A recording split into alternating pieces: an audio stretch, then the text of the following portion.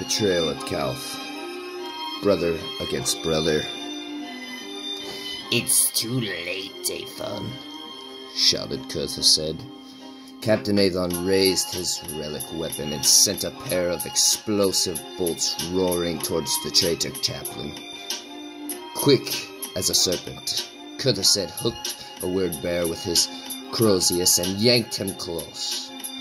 The legionary shook in violent death throes as the mass reactive shots opened his chest and spattered gore in his insides all over the wall and floor.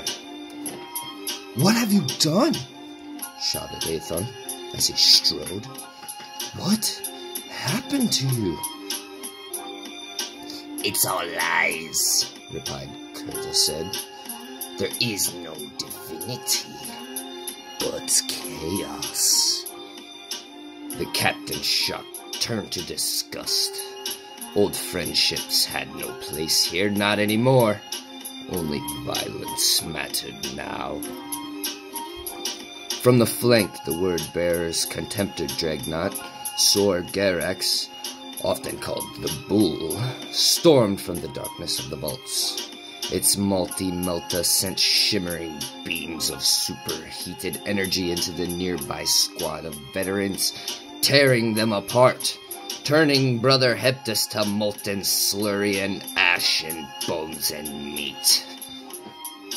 The dreadnought bent forward and charged, power fist lashing out to crush Brother Julius into the adamantium vault door behind. But he moved. "Grenades!"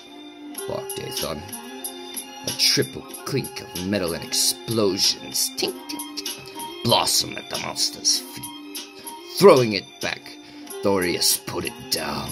He continued, focusing his combi weapons heat beam on the contemptor, and his anti-tank expert, Jantar Thorius, added a fusion beam of his own.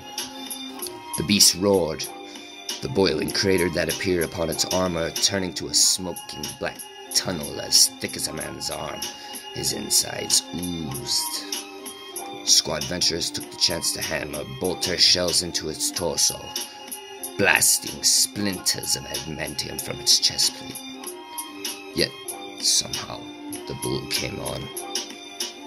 Athon ducked under the roundhouse swing and strode on towards Calth without looking back.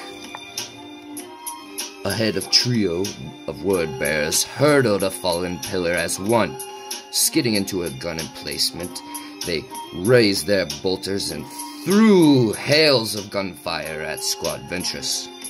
They spent casings and they tinked onto a shattered mosaic floor as detonations rippled from their targets' Terminator armor. The Ultramarines turned their shoulder armor into the flurry as to say, "Ha, you cannot harm me." But Sargeus Ventress himself was punched from his feet. His helmet was twisted at an unnatural angle, and his head was spun all the way around, and his neck appeared to be broken. Athon sped a quick glance. Ventress's cataphractory comrades were pounding down a wide colonnade, lined with bronze representations of the Primarchs. Brother Thegus backhanded a statue of Lorgar across the hall to plow into the ranks of the word-bearers before the charge hit home. Power fist swung, lightning claws flashed, and blood filled the air.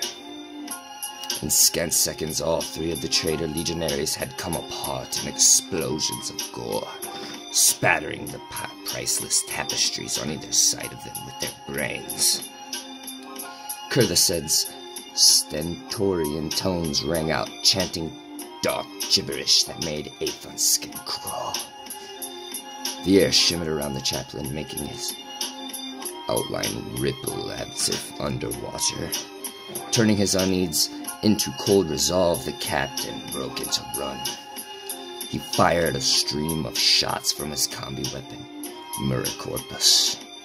But the bolts that spat from its muzzle detonated a yard from its opponent's battleplate. Their harsh fire swirled around the chaplain, a shroud of flame lighting the colonnade. "You cannot kill kill me?